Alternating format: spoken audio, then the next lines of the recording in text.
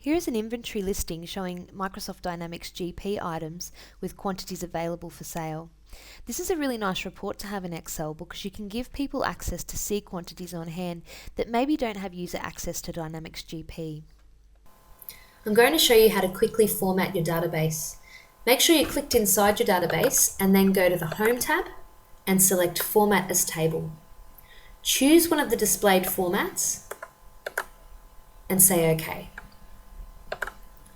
Not only does this instantly format your database for you, but it also provides a lot of other shortcuts and instantly turns on your filter arrows, as you can see up the top here. Next, we're going to use conditional formatting to pinpoint important pieces of information for us.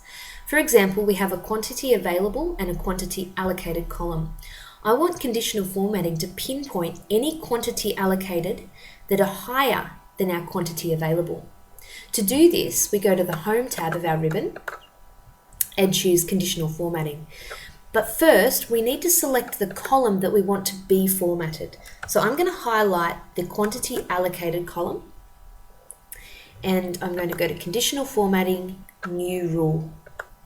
In this case, I'm going to use a formula to determine which cells to format. I'll type my formula in this space here. You can use similar formulas for your spreadsheets as well. They always start with an equal sign. Then we want our first cell reference, which is cell E2, the quantity allocated column. You'll notice it's put dollar signs in there. It's by default making the cell absolute, or in other words, it's not allowing it to move around to other cells. However, we want it to move down that column. So we're going to take the dollar sign away from before the row reference. Then we'll type a greater than symbol.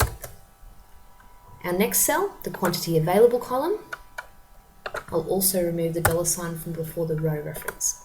So what we're saying there is we want to format any cells in column E that are greater than any cells in column D. And the format that we want to set, we'll click on the Format button here.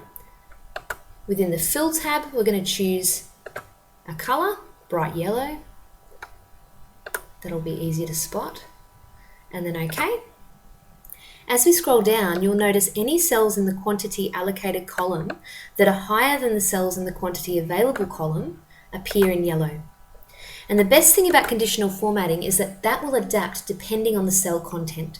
So for example, you see here there's a quantity of 1. If that is actually a quantity of 7 and is therefore higher than the quantity available, it will appear in yellow. For more great Microsoft Dynamics GP tips and tricks, visit www.calzone.com/tips and sign up for the newsletter. For more great Microsoft Excel tips and personalised training via Skype, visit www.savvytrainingaustralia.com. Thank you.